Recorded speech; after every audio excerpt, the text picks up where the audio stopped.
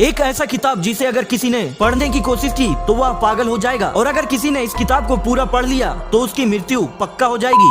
नमस्कार दोस्तों, आप सभी का स्वागत है आपके अपने चैनल फैक्ट डिस्ट्रीब्यूटर पर। आज हम आपको नीलावंती एक श्रापित ग्रंथ की पूरी कहानी बताने जा रहे हैं। दोस्तों, नीलावंती ग्रंथ को भारत सरकार ने बैन कर दिया था क्योंकि इस ग्रंथ को एक श्रापित यक्षिणी के द्वारा लिखा गया है। ऐसा माना जाता है कि जिसने भी लालचवश इस किताब को पढ़ने की कोशिश की उसकी मृत्यु हो गई या फिर वह पागल हो गया। जब बहुत सारे मामले आने लगे तो भारत सरकार ने ग्रंथ को पढ़ने पर पूरी तरह से बैन लगा दिया। दोस्तों, यह बहुत समय पहले की बात है। उत्तर प्रदेश के एक छोटे से गाँव में एक आदमी था। उसकी एक पत्नी और एक छोटी सी बच्ची थी। जब वह बच्ची 5 वर्ष की हुई तो उसकी माँ की मृत्यु हो गई। इस बच्ची का नाम नीलावंती था। नीलावंती की माँ की मृत्यु के पश्चात नीलावंती के पिता ने उस गांव को छोड़ दिया और नीलावंती को लेकर दूसरे गांव में चले गए। दोस्तों, नीलावंती के पिताजी को आयुर्वेद का अच्छा खासा ज्ञान था। नीलावंती भी अपने पिता से आयुर्वेद का ज्ञान लेती थी। नीलावंती के अंदर एक खासियत यह थी कि वह पेड़ पौधों, जानवरों, पशु पक्षियों सबकी भाषा समझती थी। और तो और नीलावंती के सपने में शैतान भी आते थे और नीलावंती को जमीन के नीचे गड़े हुए धन दौलत के बारे में जानकारी देते थे। लेकिन नीलावंती के अंदर उसके पिताजी के अच्छे संस्कार थे, इसलिए वह सब कुछ जानते हुए भी जमीन के नीचे से खोद कर नहीं निकालती थी। नीलावंती को पेड़ पौधे और शैतान जो भी मंत्र बताते थे वह पीपल के पत्ते से बनी किताब पर लिख लेती थी। जब नीलावंती 20 से 22 वर्ष की हो गई तब जो भूत प्रेत नीलावंती के सपने में आते थे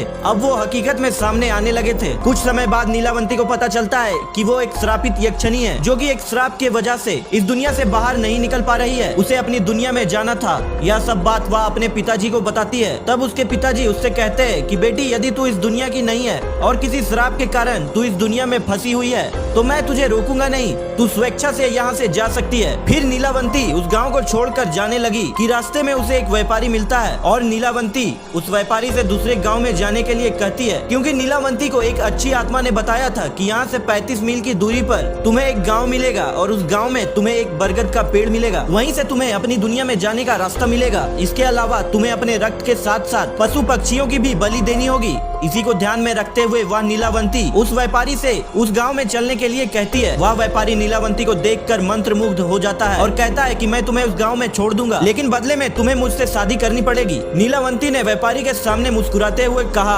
कि ठीक है, मुझे मंजूर है, लेकिन मेरी एक शर्त है कि रात के समय मैं तुम्हारे साथ नहीं रहूंगी। मैं कहाँ जाती हूँ, क्या करती हूँ, इसके बारे में तुम मुझसे कुछ नहीं पूछोगे। व्यापारी ने कहा ठीक है, मुझे मंजूर है। उसके बाद वह व्यापारी नीलावंती को अपने बैलगाड़ी में बिठाकर उस गांव में ले जाता है। फिर शर्त के अनुसार नीलावंती ने उस व्यापारी से विवाह कर लिया। रात के समय नीलावंती प्रतिदिन बरगद के पेड़ के नीचे तंत्र मंत्र करने के लिए चली जाती थी। वहाँ पर वो अपना रक्त और पशु पक्षियों की बलि भी चढ़ाती थी। एक दिन रात के समय जब नीलावंती तंत्र मंत्र उस बरगद के पेड़ के नीचे कर रही थी, उसी समय उस गाँव के कुछ लोग नीलावंती को पशु पक्षियों की बलि देते हुए देख लेते हैं और उस व्यापारी को जाकर सारी घटना की जानकारी देते हैं। जब अगली रात को नीलावंती अपने समय के अनुसार रात में तंत्र साधना के लिए निकलती है तो उसके पीछे पीछे वह व्यापारी भी चला जाता है और नीलावंती को तंत्र साधना करते हुए देख लेता है। अगले दिन नीलावंती के सपने में शैतान आता है और उससे बताता है कि नीलावंती, कल जब तुम तंत्र साधना के लिए बरगद के पेड़ के नीचे जाओगी उसी समय बरगद के पेड़ के बगल से जो नदी बहती है उस नदी में तुम्हें एक लाश बहती हुई दिखाई देगी। उस लाश के गले में एक ताबीज होगा, तुम्हें उसे खोल लेना है। गले से ताबीज को निकालने के बाद उसी नदी में तुम्हें एक नाव पर सवार आदमी मिलेगा। तुम्हें इस ताबीज को उस आदमी को दे देना है।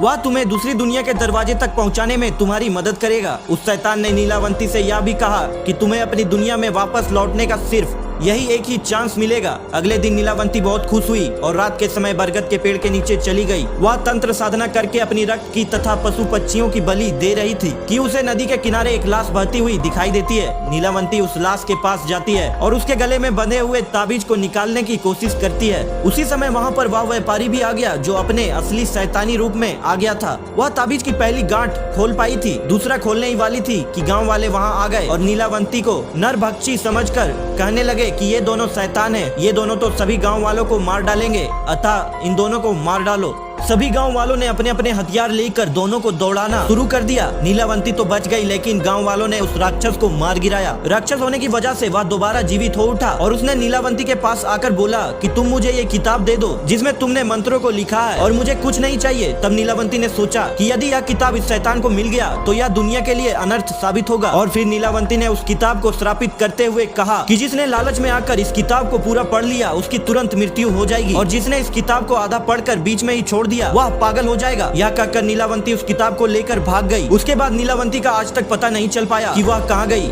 अगर लोगों की माने तो उनमें से कई लोगों का यह कहना है कि इस किताब को बाद में बहुत से लोगों ने देखा है और जिसने भी इसे पूरा पढ़ा उसकी मृत्यु भी हो गई। और ऐसी कई घटनाएं सामने आई जिस वजह से भारत सरकार ने इस किताब पर पूरी तरह से बैन लगा दिया। दोस्तों, अगर आपको यह वीडियो पसंद आई हो तो इस वीडियो को लाइक करके चैनल को सब्सक्राइब कर लीजिए और कमेंट में अपनी राय जरूर बताइए। धन्यवाद।